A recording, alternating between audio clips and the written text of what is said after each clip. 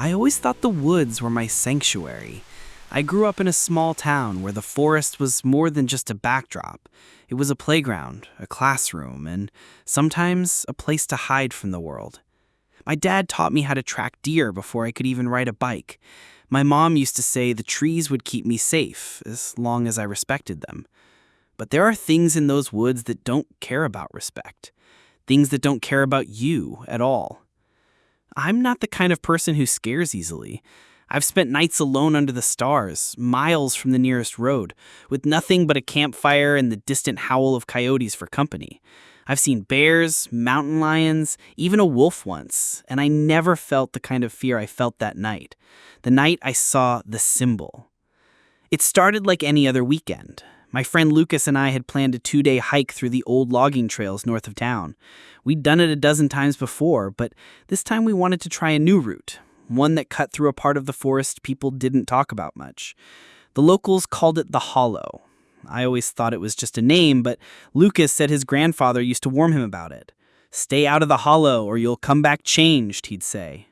We laughed it off. We were young, invincible, and a little too eager to prove we weren't afraid of old stories.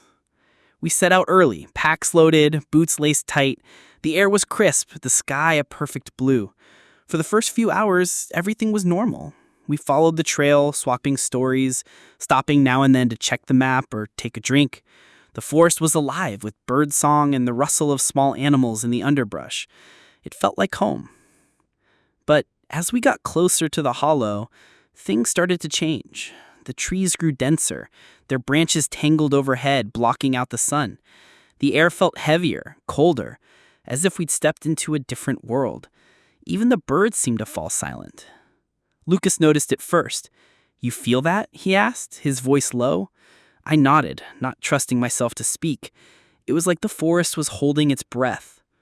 We pressed on, telling ourselves it was just our imagination, but the deeper we went, the stranger things became. The path narrowed, choked with roots and brambles. We found old rotting stumps, their centers hollowed out like mouths frozen in a silent scream. At one point, we stumbled across a pile of animal bones, picked clean and arranged in a spiral. Lucas tried to laugh it off, but his voice cracked. "Probably just some weird kids messing around," he said. I didn't answer. It was late afternoon when we found the symbol. We'd stopped to rest, sitting on a fallen log, when I noticed something carved into the bark of a nearby tree. At first, I thought it was just graffiti, maybe a heart with initials or a hunter's mark. But as I got closer, I realized it was nothing like that. The symbol was a circle, perfectly round, with 3 jagged lines slashing through the center. Around the edges, smaller marks radiated outward like the rays of a broken sun. It looked old, the grooves deep and dark, as if the tree had tried to heal around it but failed. "Hey, Lucas, check this out," I called. He came over, squinting at the carving. "What the hell is that?" he asked. I shrugged, but a chill ran down my spine. There was something wrong about it, something that made my skin crawl. I reached out to touch it, but Lucas grabbed my arm. "Don't," he said, his voice sharp. "Let's just keep moving." We left the symbol behind, but I couldn't shake the feeling that we'd crossed some kind of line. The woods felt different now, darker, more oppressive. Every shadow seemed to move, every sound felt like a warning. We picked up the pace, barely speaking, our eyes darted from tree to tree. As dusk settled in, we realized we were lost. The trail had vanished, swallowed by the undergrowth. Our compass spun uselessly, the needle twitching back and forth. Lucas tried to joke about it, but his laughter was hollow. "We'll just backtrack," he said. But the path behind us looked nothing like the one we'd come down. The trees pressed in, their trunks twisted and gnarled, their branches reaching out like fingers. That's when we heard it, a low, guttural sound, somewhere between a growl and a whisper. It echoed through the trees, making the hair on the back of my neck stand up. Lucas froze, his eyes wide. "Did you hear that?" he whispered. I nodded, my mouth suddenly dry. We stood there, listening, but the sound didn't come again. Instead, the silence grew heavier, pressing down on us like a weight. We decided to make camp, hoping that daylight would help us find our way out. We set up our tent in a small clearing, built a fire, and tried to convince ourselves that everything was fine. But as the night wore on, the feeling of being watched grew stronger. Shadows flickered at the edge of the firelight, and every snap of a twig made us jump. I couldn't sleep. I lay there, staring at the roof of the tent, listening to Lucas's slow, uneasy breathing. At some point, I must have drifted off because I woke to the sound of footsteps outside. Not animal footsteps. These were slow, deliberate, crunching through the leaves. I held my breath, heart pounding, as the footsteps circled the tent. Then, just as suddenly as they'd started, they stopped. I waited, counting the seconds, afraid to move. Finally, I worked up the courage to unzip the tent and peer outside. The fire had burned down to embers, casting long shadows across the clearing. At the edge of the light, I saw it, the symbol, carved into the ground, fresh and raw, the earth torn up as if by claws. I stared at the symbol, my mind racing to make sense of it. It hadn't been there when we set up camp. I was sure of it. The lines were too sharp, the dirt too freshly turned. Something, or someone, had made it while we slept. I scanned the trees, searching for any sign of movement, but the woods were still, the silence so complete it felt unnatural. My breath came in short, shallow bursts, and I realized I was gripping the handle of my pocket knife so tightly my knuckles had gone white. I wanted to wake Lucas, to tell him what I'd found, but something held me back. A voice in the back of my mind whispered that making noise, drawing attention, would be a mistake. I crept back into the tent, zipped it shut, and lay there, listening. The footsteps didn't return, but the sense of being watched never left. I must have dozed off again, because the next thing I knew, sunlight was filtering through the fabric of the tent. Lucas was already up, poking at the cold ashes of the fire. He looked tired, his eyes ringed with dark circles. "Rough night?" he asked, forcing a smile.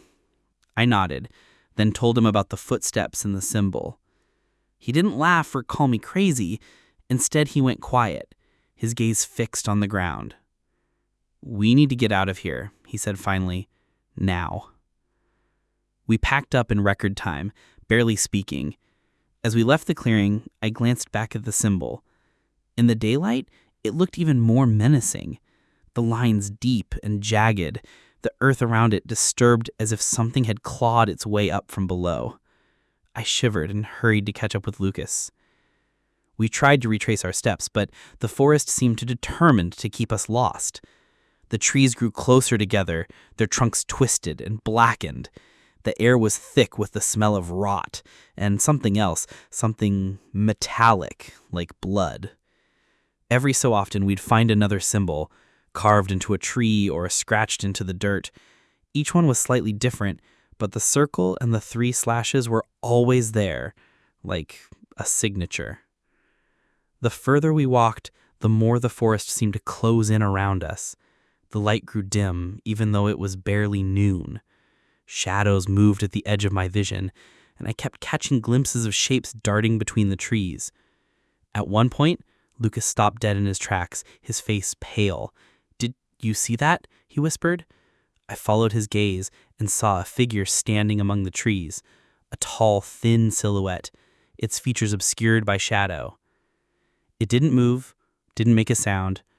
We stared at it for what felt like an eternity, then blinked, and it was gone. We started running, crashing through the underbrush, not caring about the noise. Branches whipped at our faces, thorns tore at our clothes. All that mattered was putting as much distance as possible between us and that thing. We didn't stop until we stumbled into another clearing, gasping for breath. In the center of the clearing stood an old, crumbling stone altar, covered in moss and lichen. The symbol was carved into its surface, larger and deeper than any we'd seen before. Around the base of the altar, the ground was littered with bones, animal mostly, but some looked disturbingly human. Lucas swore under his breath, backing away. "We need to go," he said, his voice shaking. "We need to go right now." But as we turned to leave, we heard the footsteps again. Slow, deliberate, circling the clearing. The air grew colder, and the shadows seemed to thicken, pressing in on us from all sides. I gripped my knife, my hands trembling. Lucas pulled out his phone, but there was no signal, just static on the screen. The footsteps stopped, and for a moment, everything was silent. Then a voice echoed through the trees, low, guttural, speaking words I didn't understand. The sound made my skin crawl, every instinct screaming at me to run. Lucas grabbed my arm and we bolted, not caring which direction we went, just desperate to get away from that voice. We ran until our legs gave out, collapsing against a fallen tree. My chest burned, my heart pounding so hard I thought it might burst. Lucas was shaking, his eyes wild. "What the hell is happening?" he gasped. I didn't have an answer. All I knew was that we had to keep moving. We stumbled on, our sense of direction completely gone. The forest seemed to twist and shift around us, the trees rearranging themselves when we weren't looking.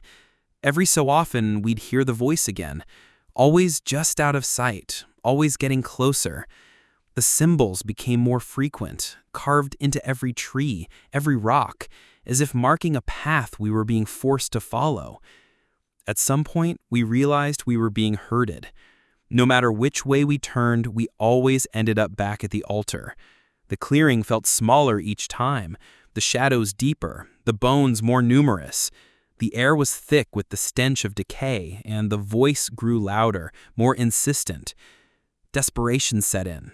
We tried everything, climbing trees to get our bearings, following the sun, even marking our own trail with strips of cloth.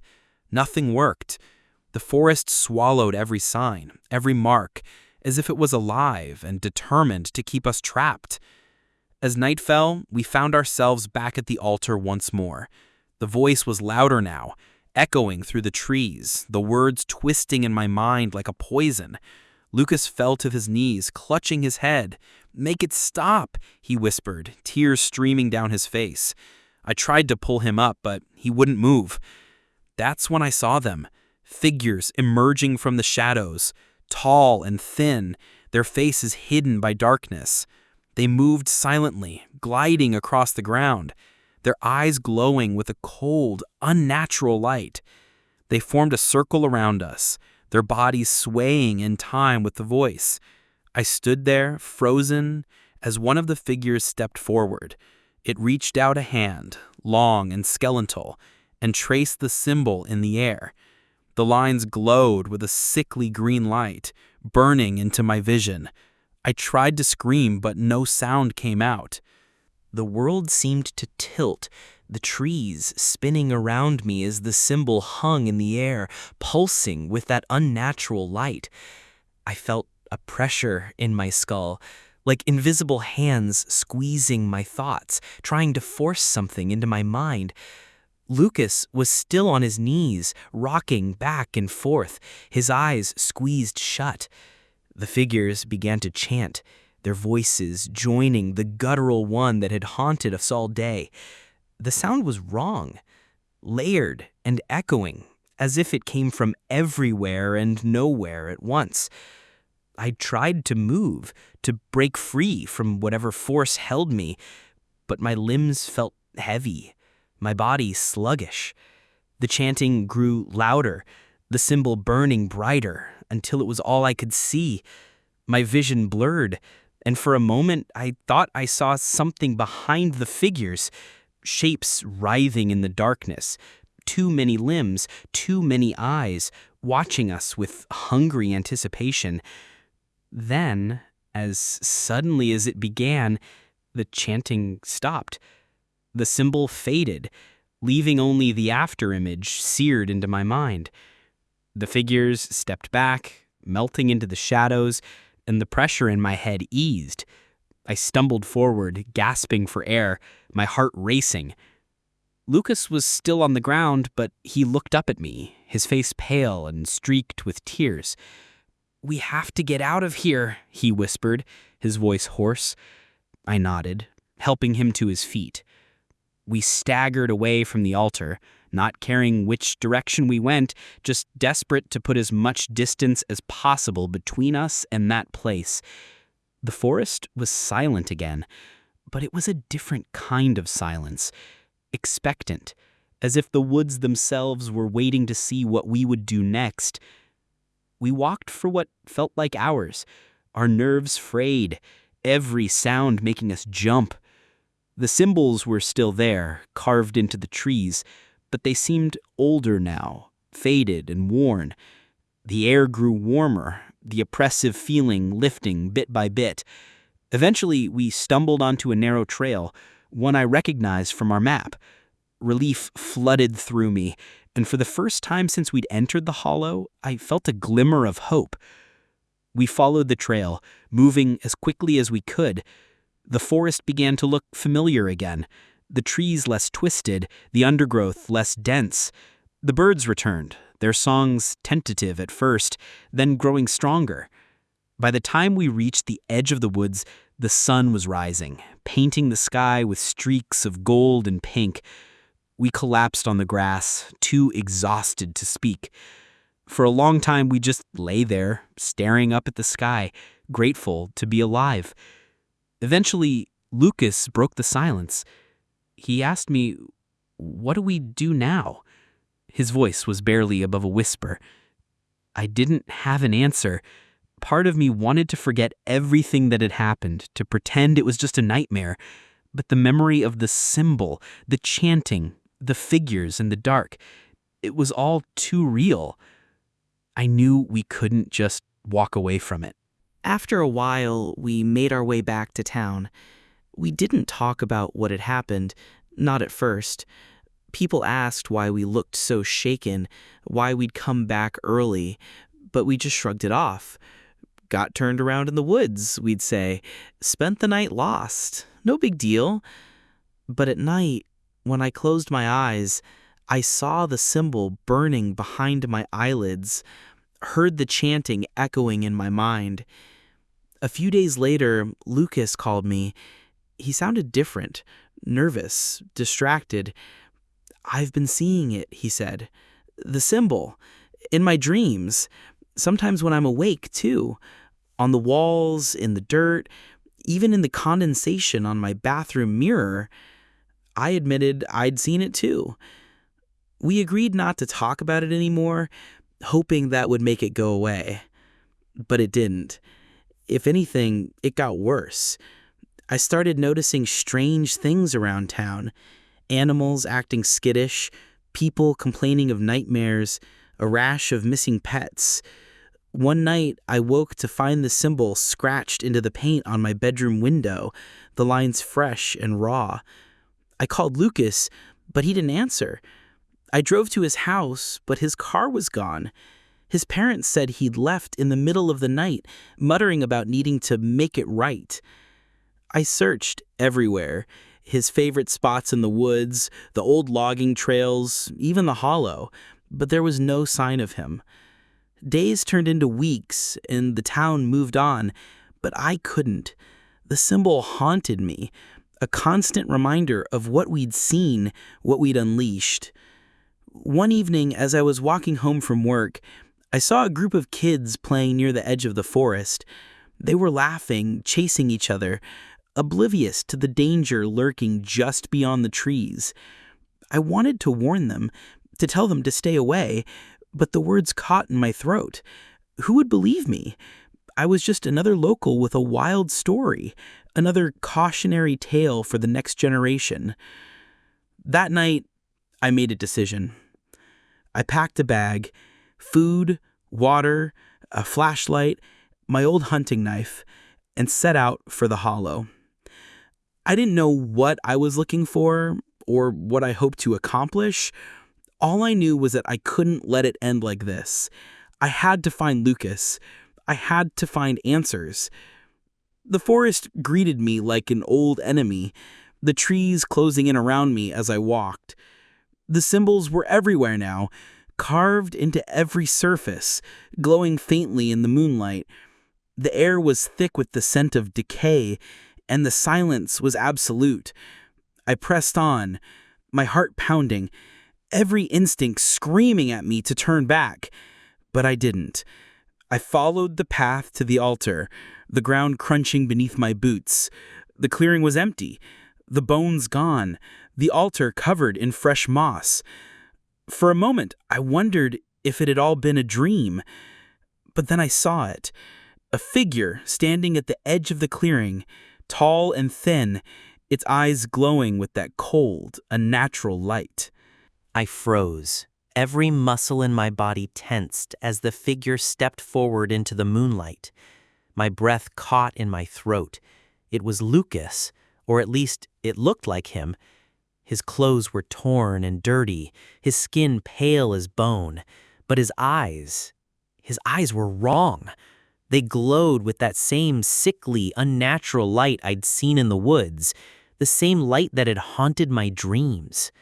He moved with a strange, jerky gait, as if he was being pulled by invisible strings. "Lucas?" My voice was barely a whisper, but it echoed through the clearing like a gunshot. He stopped, tilting his head to one side, studying me with a blank, almost curious expression. For a moment, I thought I saw something flicker behind his eyes, a flash of recognition, a plea for help, but it vanished as quickly as it came. He raised his hand, and I saw the symbol carved in his palm, the lines raw and bleeding. He pressed it against the altar, and the ground trembled beneath my feet. The air grew colder, the shadows deepening until it felt like the night itself was closing in around us. I took a step back, my instincts screaming at me to run, but I couldn't leave him, not after everything we'd been through. "Lucas, please," I begged, my voice cracking. "You have to fight it. Whatever this thing is, it's not you. You're stronger than this." He didn't answer. Instead, he began to chant, his voice joining the guttural chorus that had haunted us before.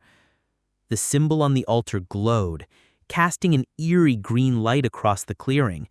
The trees seemed to lean in, their branches reaching for us like skeletal fingers.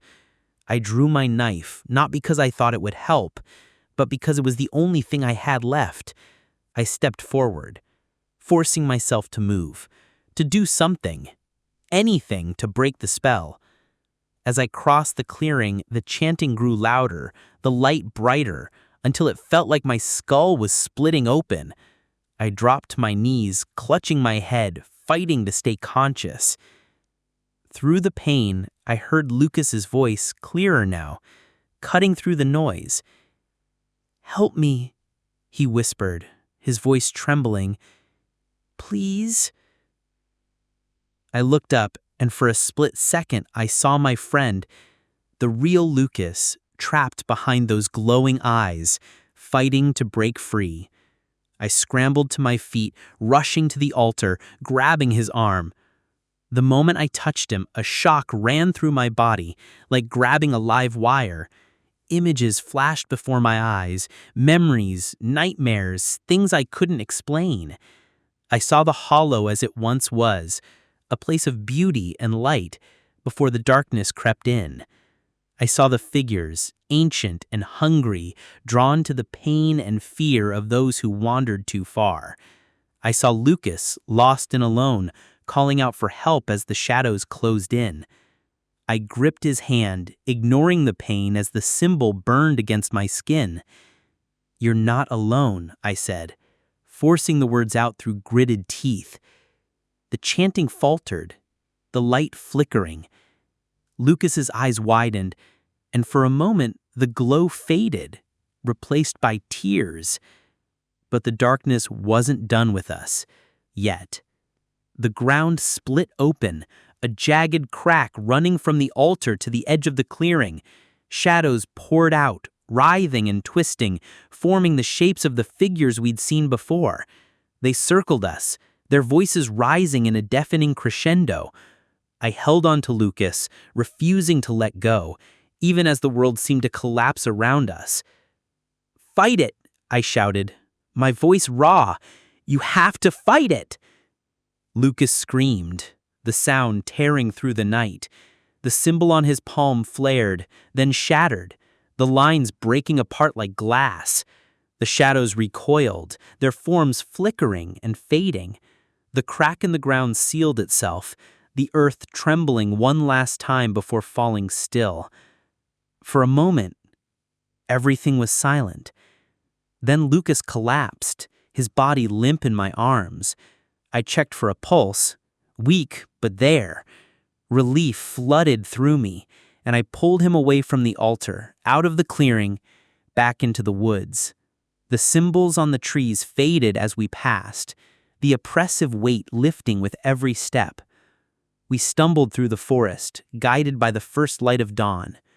By the time we reached the edge of the hollow, Lucas was awake, though dazed and exhausted. He didn't remember much, just flashes of pain and fear, the sense of something ancient and hungry pressing in on him. We didn't talk about what happened. We didn't need to. We made our way back to town, battered but alive. The woods looked different in the daylight, less menacing, more familiar. But I knew better. I knew what lurked beneath the surface, what waited for the next unlucky soul to wander too far. In the weeks that followed, Lucas and I tried to return to normal life. We avoided the woods, stuck to the main roads, kept our heads down, but the symbol haunted us, a constant reminder of what we'd seen, what we'd survived. Sometimes late at night, I'd catch a glimpse of it in the corner of my eye, a pattern in the dust, a shadow on the wall. I'd wake from nightmares, drenched in sweat, the chanting still echoing in my ears. We never spoke of the hollow again, not to each other, not to anyone. But we both knew the truth. If you ever see that symbol in the woods, you need to leave. Don't stop to look. Don't try to understand. Just turn around and go. Because some things aren't meant to be found. Some doors once opened can never be closed. Even now, years later, I still carry the scars. Some visible, most not. Lucas moved away, started over somewhere far from any forest. I stayed, but I never set foot in those woods again. Sometimes I see hikers heading toward the tree line, laughing, carefree, and I want to warn them, but the words never come. Maybe they wouldn't believe me. Maybe they'd think it was just another ghost story. But if you're hearing this, remember, the symbol is real. The danger is real. If you ever see a perfect circle with 3 jagged slashes and broken rays carved into a tree or scratched into the earth, don't ignore it. Don't try to be brave. Turn around, walk away, and don't look back. Your life might depend on it.